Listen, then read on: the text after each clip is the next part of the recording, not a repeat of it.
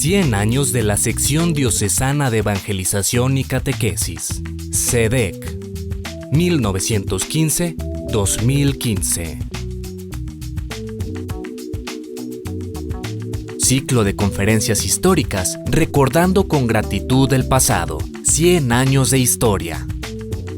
Conferencia, Memorias Excepcionales, Francisco Orozco y Jiménez, inquieto evangelizador. Doctora Julia Preciado Zamora. Y tengo ahora el honor de presentar a la doctora Julia Preciado Zamora, doctora en Ciencias Sociales con especialidad en Historia por el Centro de Investigaciones y Estudios Superiores en Antropología Social de la Universidad de Guadalajara, maestra en Historia por la Universidad de Colima, licenciada en Letras y Lingüística por la misma Universidad de Colima. Ella es profesora investigadora titular en el Centro de Investigaciones y Estudios Superiores en Antropología Social. Ha recibido 5 distinciones nacionales por su tarea como investigadora. Recibió el premio al primer lugar del Concurso Nacional de Libros de Texto de la Secretaría de Educación Pública.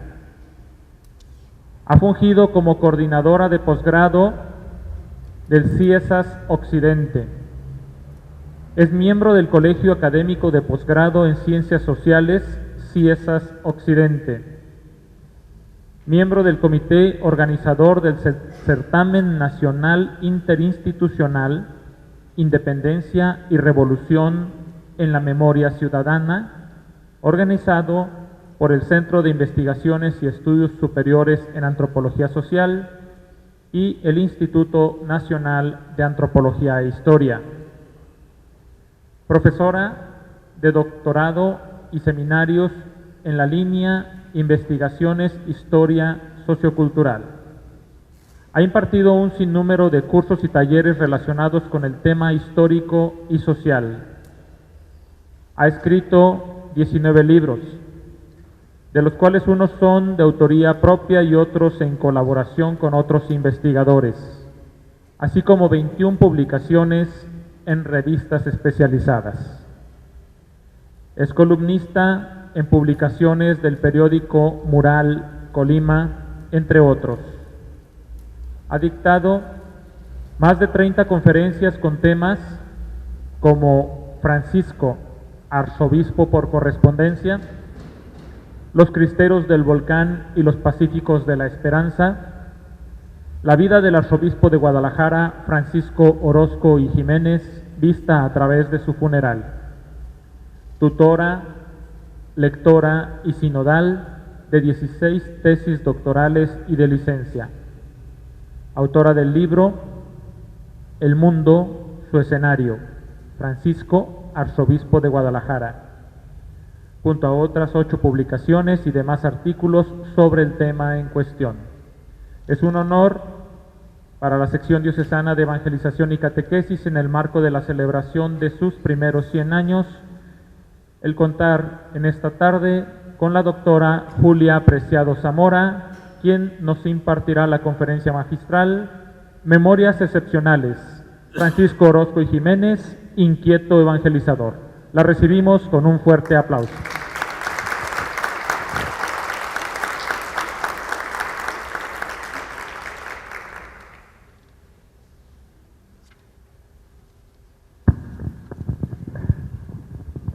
Bueno, pues muchas gracias por la presentación y también por la invitación a participar aquí con ustedes.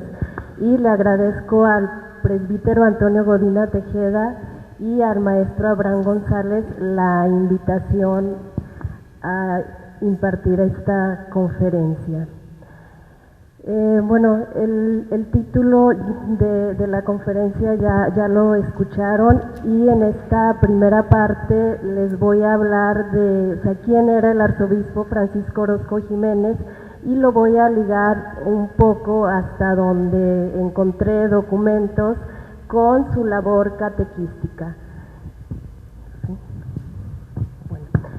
Ustedes se preguntarán quién era entonces el arzobispo de Guadalajara y por qué él llegó fue arzobispo de Guadalajara de 1912 a 1936. En 1936, cuando murió, sus funerales fueron un evento apoteósico en la ciudad de Guadalajara, y fue a partir del funeral que yo me interesé por el personaje. A partir del funeral empecé a estudiarlo y entonces escribí su biografía. Fue como hacer una biografía al revés, porque empecé con su funeral. Francisco Orozco y Jiménez nació en Zamora, Michoacán, el 19 de noviembre de 1864, en el seno de una familia acaudalada. A los 12 años, junto con Luis, su hermano mayor, viajó a Roma para estudiar en el Colegio Pío Latinoamericano. A dicho colegio acudieron jóvenes de Michoacán, por ejemplo, José Mora y del Río, quien habría de convertirse en arzobispo de México, formó parte de un grupo de michoacanos que llegó a Roma con Orozco y Jiménez. Bueno, ahí tenemos una fotografía del arzobispo muy joven. Todas las fotografías que van a ver en esta presentación vienen del archivo histórico de la arquidiócesis. Orozco y Jiménez regresó a Zamora para ejercer como capellán del Templo de San Francisco y de la Hacienda de la Noria. 8 años después se doctoró en Sagrada Teología en la Pontificia Universidad de México y regresó a Zamora para ejercer como capellán del Templo de San Francisco y de la Hacienda de la Noria. Después se doctoró en Sagrada Teología en la Pontificia Universidad de México.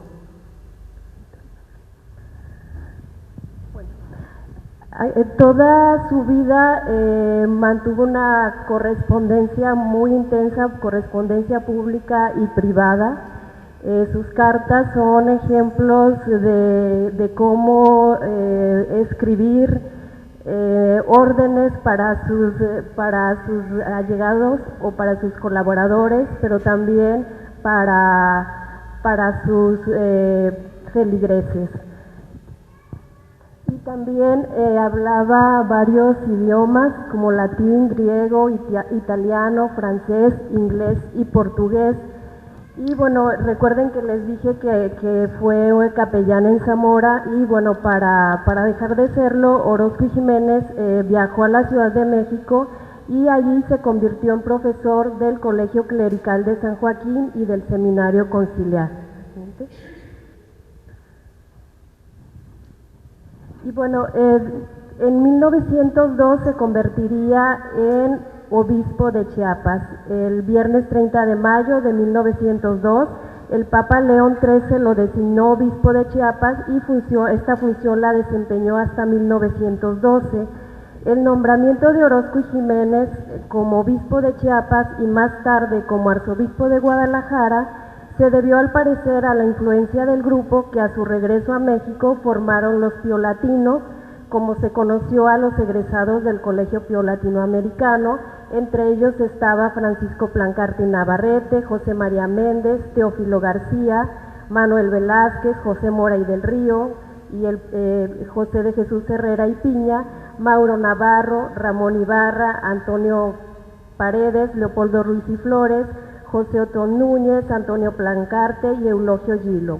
Entre todos ellos fundaron en 1896 la Pontificia Universidad de México, que fue ahí donde se doctoró Orozco y Jiménez.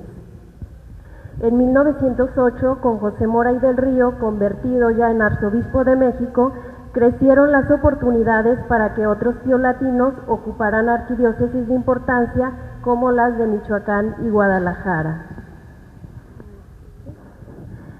Entre 1913 y 1936, Orozco y Jiménez se desempeñó como el quinto arzobispo de Guadalajara. Tenía 48 años cuando llegó a la capital de Jalisco. Era un hombre maduro para la época, pero joven para la iglesia. La imagen de obispo inquieto y levantisco, de persona non grata con la que salió bruscamente del obispado de Chiapas, viajó antes que su persona. Una vez en la arquidiócesis, a través de su iglesia, circuló fotografías suyas de cuando recién se ordenó sacerdote. Su idea era documentar gráficamente y ante los ojos de los católicos que pese a su juventud, Orozco y Jiménez dirigió con tenacidad, si bien durante un corto lapso, una diócesis tan extendida y compleja como la de Chiapas.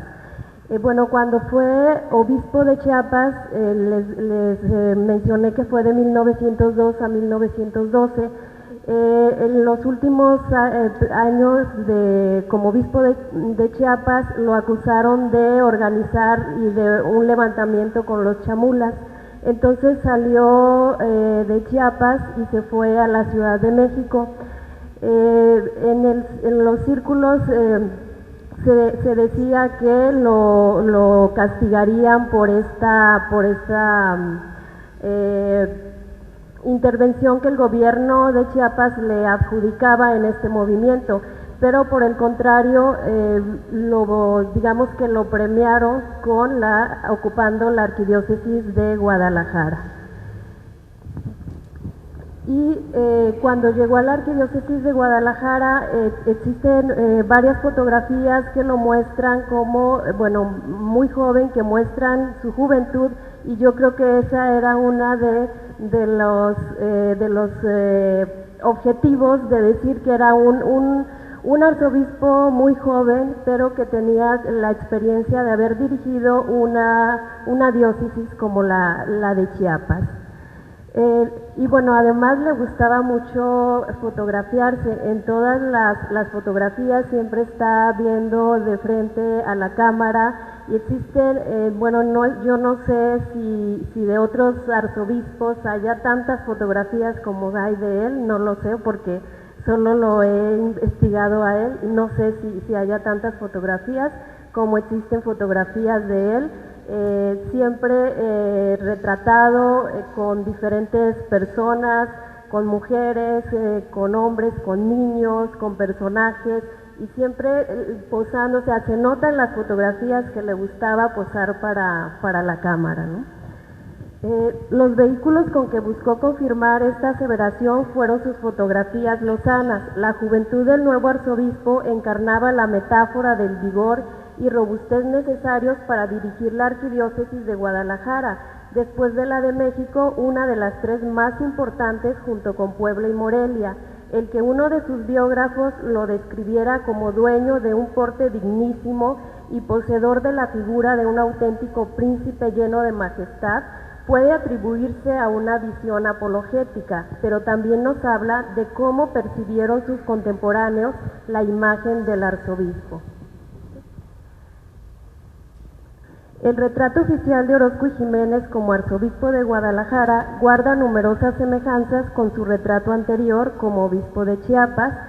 Y bueno, aquí le vuelvo a repetir las fotografías para que comparen cómo se ve a 12 años de distancia cuando es obispo y arzobispo, y también sus vestimentas, ¿no?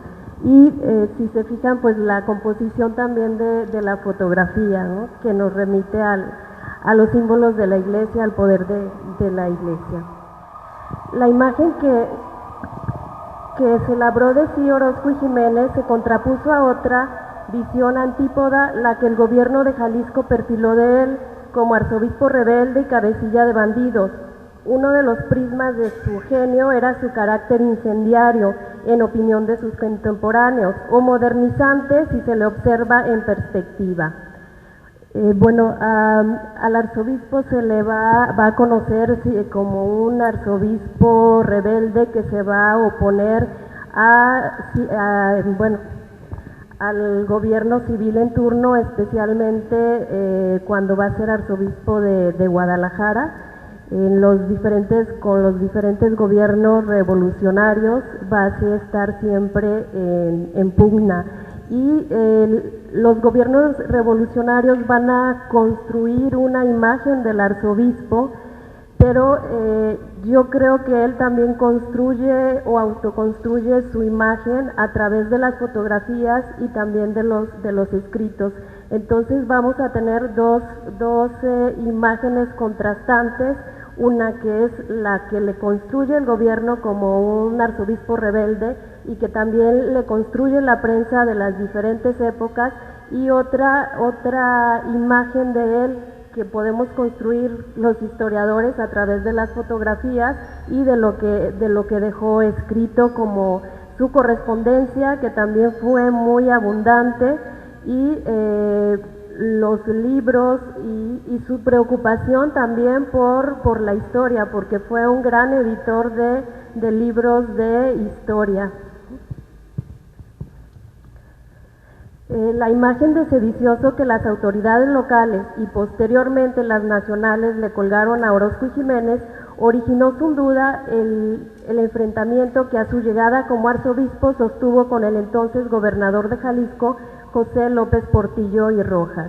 En Guadalajara, como en todas las diócesis de México, ese domingo 11 de enero de 1914, los católicos celebraron el acontecimiento con una manifestación. Me refiero a la consagración de México al Sagrado Corazón de Jesús, que fue en 1914. Orozco y Jiménez tenía más o menos como un año de estar en Guadalajara cuando se organizó esta manifestación. Recordemos que en 1914 estaban vigentes todavía las leyes de reforma y no se podía tener manifestaciones en las calles con carácter religioso. Las manifestaciones tenían que ser cívicas o los desfiles cívicos, ¿no? Entonces, Orozco y Jiménez tenía el permiso del gobernador de Jalisco, José López Portillo y Rojas, y se preparó la manifestación, la consagración, con todos los detalles. Se anunció en el regional, por ejemplo, por dónde iba, qué recorrido iba a ser el de la manifestación, cómo se iban a organizar los contingentes, quiénes las iban a formar, quiénes irían en primer lugar, en segundo y en tercero. Ya cuando estaban preparados para iniciar ese domingo a las 3:30 de la tarde la manifestación, pues el gobernador revocó el permiso porque se dio cuenta que era una manifestación con carácter religioso y eso no lo había permitido. Algunas damas católicas van a conferenciar con el gobernador y logran que apruebe que se realice la manifestación, pero la condición es que solamente desfilen niños y mujeres. Los hombres no podrían desfilar.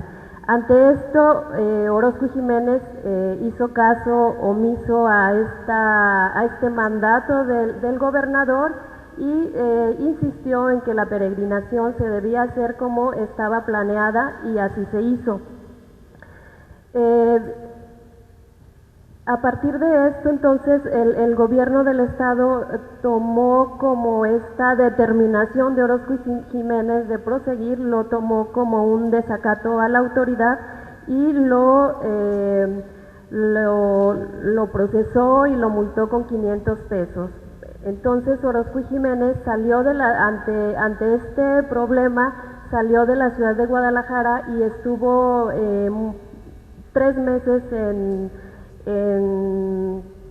la Ciudad de México. Bueno, más bien 3 meses fue lo que duró el conflicto, y este asunto pasó a los periódicos nacionales porque se discutió si a Orozco y Jiménez le hacían un proceso eclesiástico. Era lo que decían los periódicos, que le podían iniciar un proceso eclesiástico por esta afrenta al gobierno civil en Jalisco. 16 de febrero de 1914, o sea, un poco más de un mes después de que salió, y regresó a la ciudad de Guadalajara sin que nadie se enterara, y bajó del tren que lo condujo, y bueno, se encontró con que la estación estaba desierta porque no había nadie que lo esperara, porque no se sabía que él iba a regresar.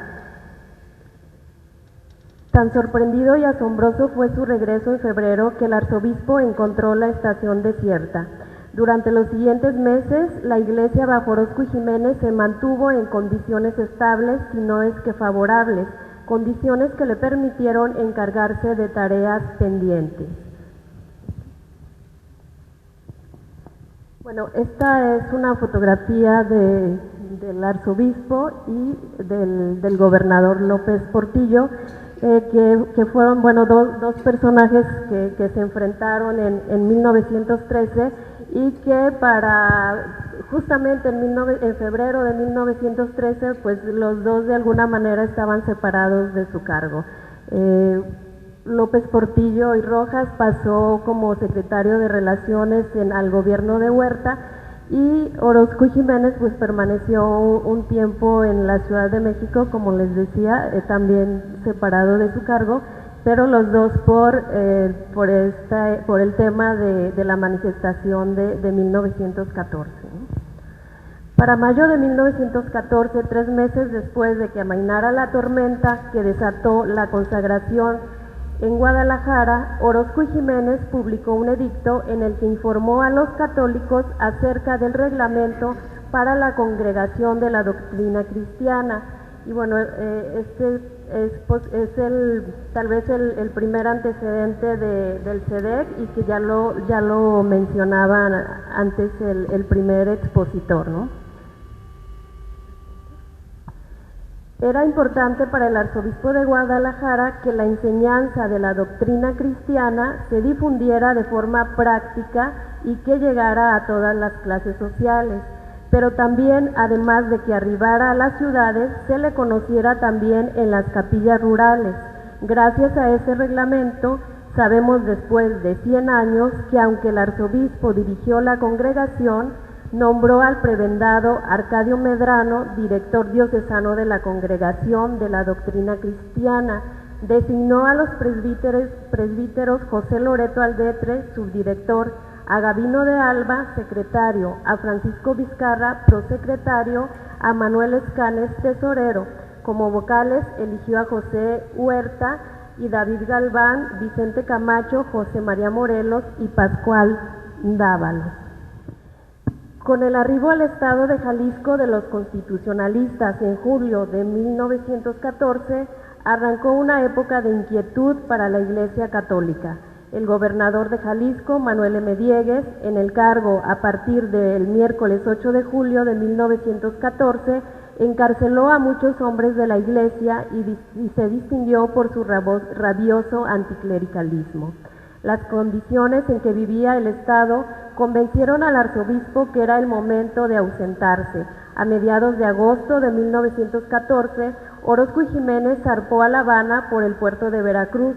En febrero de 1916, el arzobispo decidió no esperar permiso alguno de los constitucionalistas y entrar subrepticiamente a México.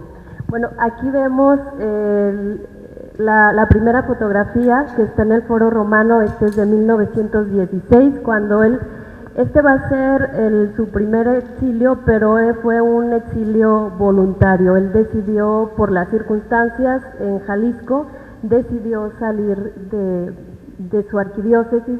Y la siguiente imagen es una especie de pasaporte, digamos es un pasaporte, pero sí, no creo que no alcanzan a leer, pero ahí viene el nombre de Jesús Quirós, que era otro de sus seudónimos. Entonces, cuando él decidió regresar en 1916 a su arquidiócesis, entró a México con este pasaporte con el nombre de Jesús Quirós, y ahí en ocupación dice que es agricultor. Entonces,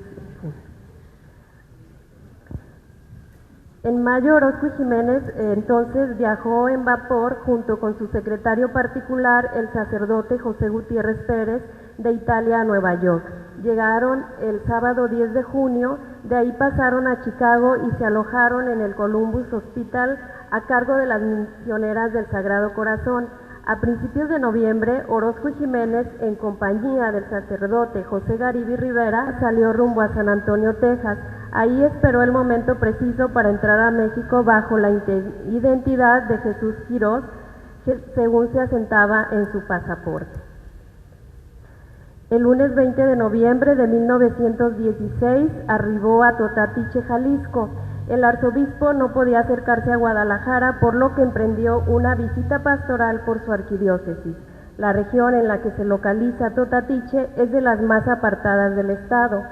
Carecía entonces de correo, telégrafo o periódico. En esa época el arzobispo se encubrió bajo los seudónimos de Pascual Ordóñez e Inocencio Altamira. Las cartas de ese periodo, firmadas con el nombre de Inocencio, están escritas en tono coloquial y las postdatas lo confirman. Y les voy a leer un extracto de una carta. Dice: desearía que don Victoriano ya no confiese tanta monja y se cuide algo, porque sé que está muy recargado de trabajo, aunque no hace caso de indicaciones. Ya le dije que cuando tenga recargo le dispenso el rezo del breviario, o más bien se lo conmuto por el rosario. Lo mismo digo a usted, póngasele tieso. Este es un fragmento de la carta. Y bueno, en esta visita pastoral que hizo por Totatiche, y bueno, ya nos hablaron, Eduardo Camacho nos habló de Magallanes, del cura Magallanes, pero en esa visita hay un informe de la visita, y Orozco y Jiménez destaca, él pidió que en ese informe se destacara la actividad de Magallanes respecto a la instrucción religiosa, la instrucción católica. Él pide que ese informe consigne ese dato de que es un sacerdote muy comprometido y que ha impulsado mucho el catecismo en su parroquia. Bueno, esta es una imagen de una carta. Bueno, por supuesto que no alcanzan a leerla, pero en el archivo de la arquidiócesis hay muchísima correspondencia acerca de que escribió Orozco y Jiménez. Algunas veces escribía sus cartas a máquina, otras eran manuscritas. Hay cartas que están, bueno, consideremos, y es lo que les voy a hablar más adelante, que él permaneció en esta época de 1916, va a estar en la arquidiócesis de visita pastoral, pero entre 1917 y 1918 va a permanecer escondido en diferentes lugares de su arquidiócesis, y toda su correspondencia va a llevar con mensajes o órdenes o disposiciones a los colaboradores más cercanos. Pero él va, como les decía, va a escribir con seudónimo, y también a quienes les remite esas cartas los va a poner con nombres ficticios también. Y en esa época, entre 1917 al 18, también se va a disfrazar de campesino, y aunque su presencia y actividades van a llegar a oídos del gobernador constitucionalista Manuel M. Diegues. Y el sábado 24 de febrero de 1917, Manuel M. Diegues libró causa contra el arzobispo por el delito de alta traición a la patria. 4 días más tarde, al recibir Orozco y Jiménez la noticia, se apartó de los lugares que frecuentaba y permaneció escondido en estos lugares que ya les mencionaba. Orozco y Jiménez continuó escondido en los pueblos de su arquidiócesis. Agregó su nombre en 1917 a una protesta contra la Constitución que los obispos mexicanos firmaron desde Estados Unidos.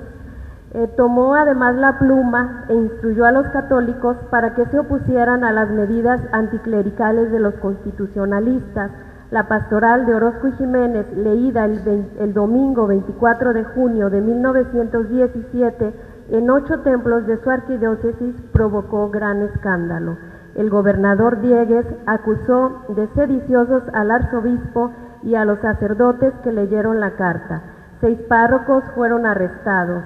El lunes 16 de julio se cerraron las puertas de la catedral y de los templos de Mezquitán, el Santuario, San José, Mexicalcingo, la Capilla de Jesús, San Francisco y el Carmen. Solo 16 templos permanecieron abiertos en Guadalajara. La imagen que el gobierno civil pinceló de Orozco y Jiménez alrededor de 1918 fue la de un hombre intransigente, opuesto a las órdenes gubernamentales locales y nacionales. Enterado el gobernador del estado que el arzobispo se escondía en Lagos de Moreno, ordenó su arresto. Tocó al teniente coronel Leopoldo Ortiz Sevilla, jefe de la zona militar, detener a Francisco Orozco y Jiménez el viernes 5 de julio de 1918. Ortiz Sevilla conferenció largamente con el arzobispo y después lo trasladó a la jefatura de armas, donde lo mantuvo vigilado, pese a la multitud de feligreses que se aglomeró afuera del lugar. Por órdenes de Manuel M. Diegues, Ortiz Sevilla condujo al arzobispo a Guadalajara. Posteriormente, el general César López de Lara lo trasladó a Ciudad Victoria, Tamaulipas. Orozco y Jiménez estuvo detenido en Tampico 10 días en total. Allí esperó el primer buque que lo conduciría por órdenes del presidente Venustiano Carranza a Estados Unidos. El sábado 20 de julio de 1918, con su pasaporte en mano, Orozco y Jiménez, sin escolta y acompañado únicamente de 2 personas de su amistad, atravesó la frontera. Y bueno, recordemos entonces que Orozco y Jiménez está en Chicago en 1919. Desde allá va a continuar con esta labor de escribir cartas a sus colaboradores, y en uno de los artículos que yo escribí acerca de Orozco y Jiménez, en el que analizo su correspondencia, digo que en esta época fue un arzobispo por correspondencia, porque dirigió sus órdenes a través de carta a sus más cercanos colaboradores, pero también a los fieles de su arquidiócesis.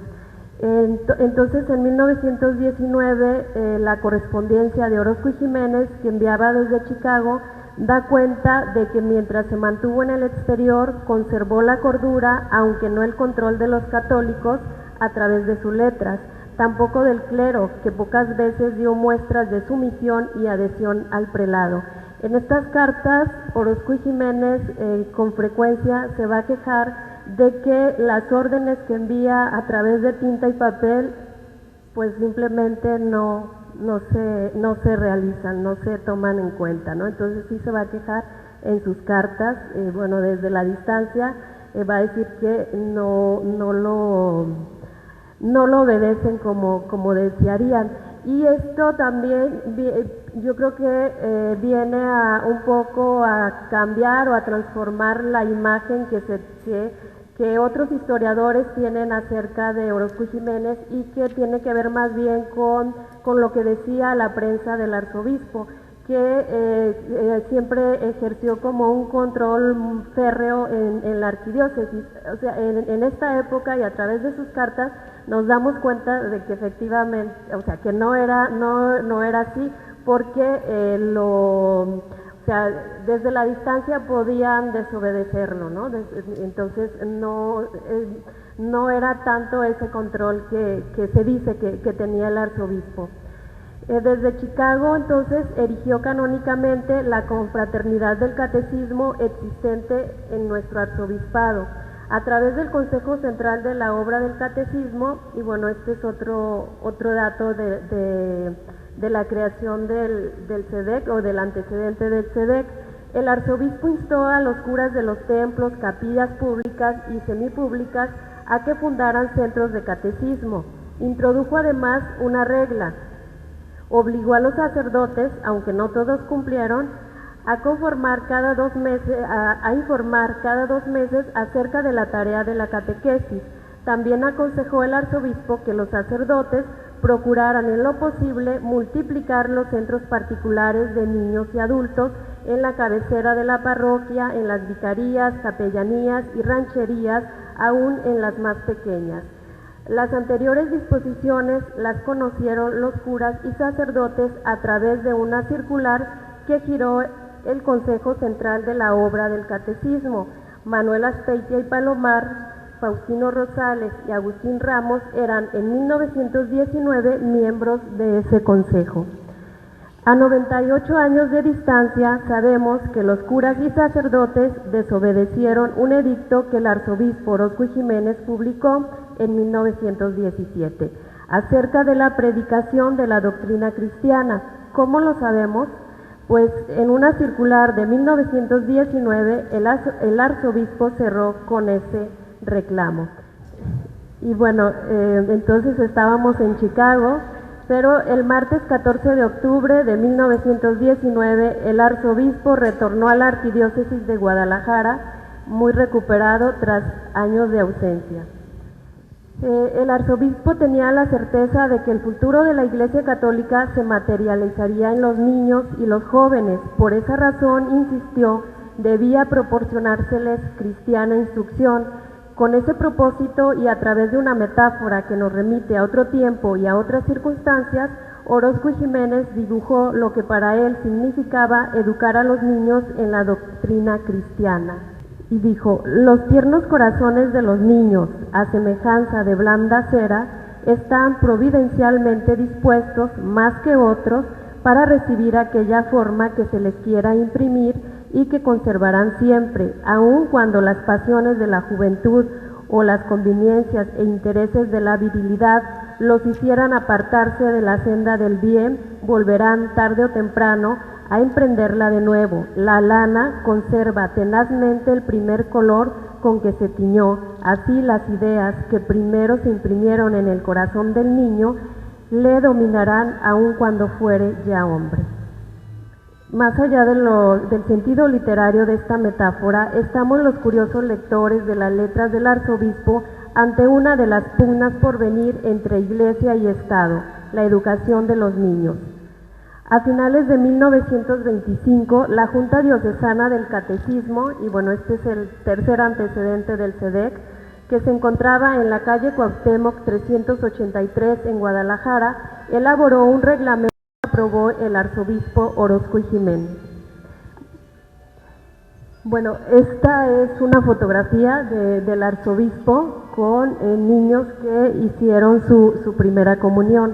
Bueno, entonces pueden ver a través, y en el archivo de la arquidiócesis hay numerosas fotografías del arzobispo con niños que hicieron la primera comunión. Entonces, a través de las fotografías también puede verse que esta preocupación por la catequesis sí funcionó, sí rindió sus frutos, ¿no?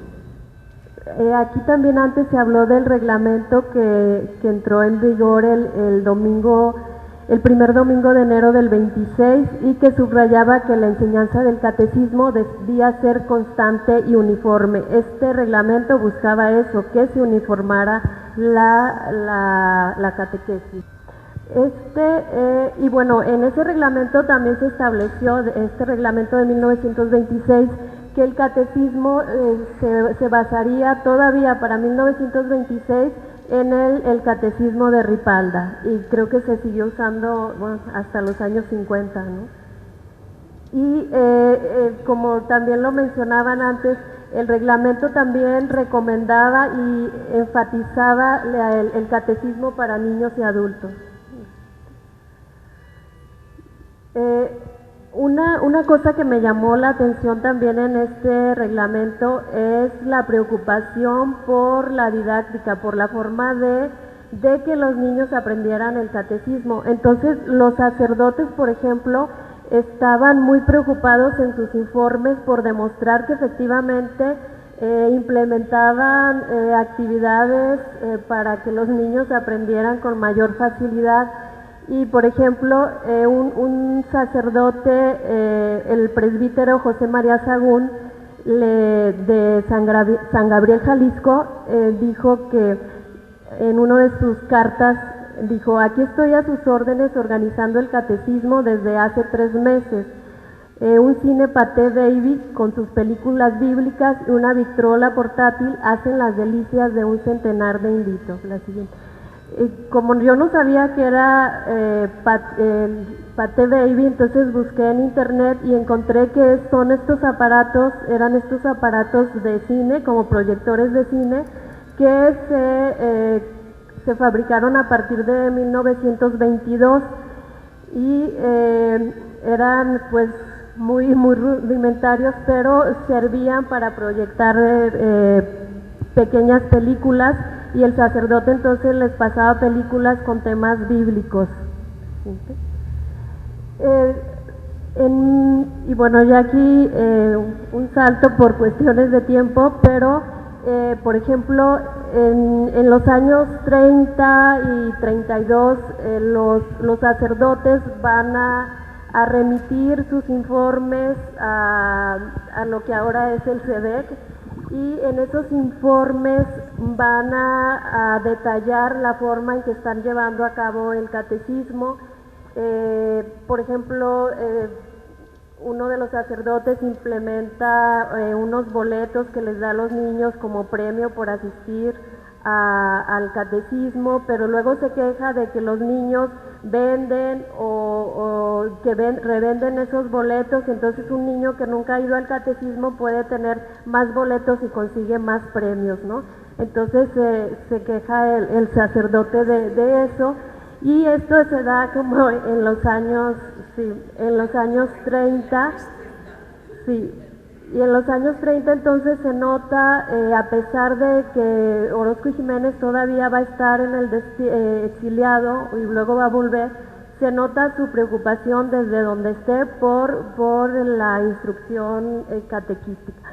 Y en 1936 encontré yo una carta de dos catequistas, Josefina del Río y María de Jesús Bravo, presidenta y secretaria del Círculo Catequista de La Barca, Jalisco, y ellas opinaron acerca de este catecismo, bueno, que yo tampoco conocía, y también lo busqué y encontré que era este catecismo de Remigio Vilariño, y ellas se quejaban de que este catecismo no era muy didáctico, que era un tanto aburrido para los niños, y pedían que se implementara, por ejemplo, el catecismo de otros autores, ya no el de Ripalda, ya no querían tampoco el de Ripalda, pero sí dan los nombres de otro tipo de catecismos, y sobre todo las catequistas piden que se implemente también una materia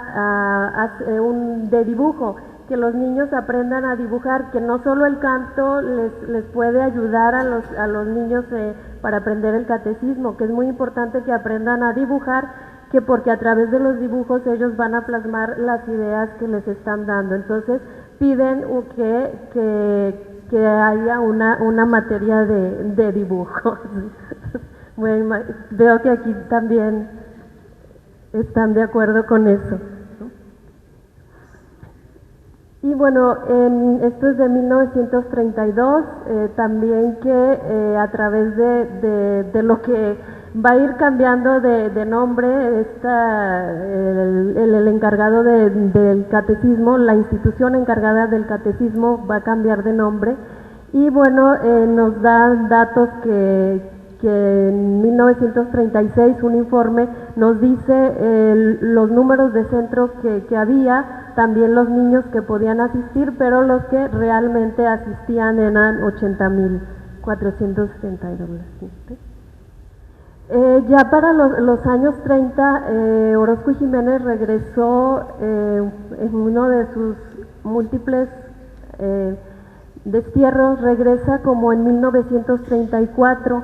Entonces José Garibay Rivera, que para entonces era el arzobispo coadjutor, le pide a Lázaro Cárdenas, en ese entonces presidente de México, que permita a Orozco y Jiménez regresar a su arquidiócesis, y ahí en esa carta lo presenta como un arzobispo enfermo, un arzobispo que ya es un anciano y que no va a presentar ningún peligro a las autoridades civiles, como de organizar a los católicos en contra del gobierno, ¿no? Entonces, esa es como ya la imagen que vamos a ver en los años 30, ya cuando Orozco y Jiménez se acerca pues a la madurez, pero también se acerca a una etapa de su vida en que cambia también su posición ante los gobiernos locales.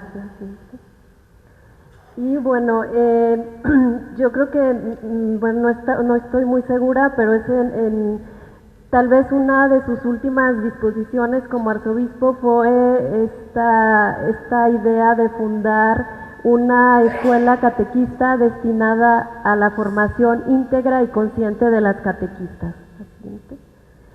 Y en 1936, en febrero de 1936, el 18 de febrero, Orozco y Jiménez murió en su casa y sus funerales duraron 3 días y fueron apoteósicos. La gente, los católicos, salió a las calles a acompañar como en el último viaje al arzobispo que tuvieron durante 23 años. Entonces, ahí pueden ver una de las muchas tomas que hay acerca de su funeral y ven cómo los católicos, y bueno, recuerden que ya no alcancé a tratar el tema de la cristiada, pero recuerden que estamos en 1936, en 1929 había terminado el conflicto cristero. Entonces estaba muy reciente, muy fresco el conflicto cristero. Pese a eso, la gente y a las prohibiciones de 1934, por ejemplo, de manifestarse en las calles, pese a eso la gente toma las calles sin esperar un permiso de las autoridades, toma las calles para acompañar en el funeral a Orozco y Jiménez y lo llevan de la catedral al Panteón de Belén y ahí lo sepultan. Y en 1942 lo trasladan del Panteón de Belén a la catedral, que es donde está, y esta es su tumba, ¿no? Y bueno, con la muerte de este arzobispo que estuvo al frente de la arquidiócesis durante 23 años, terminó esta presentación. Gracias.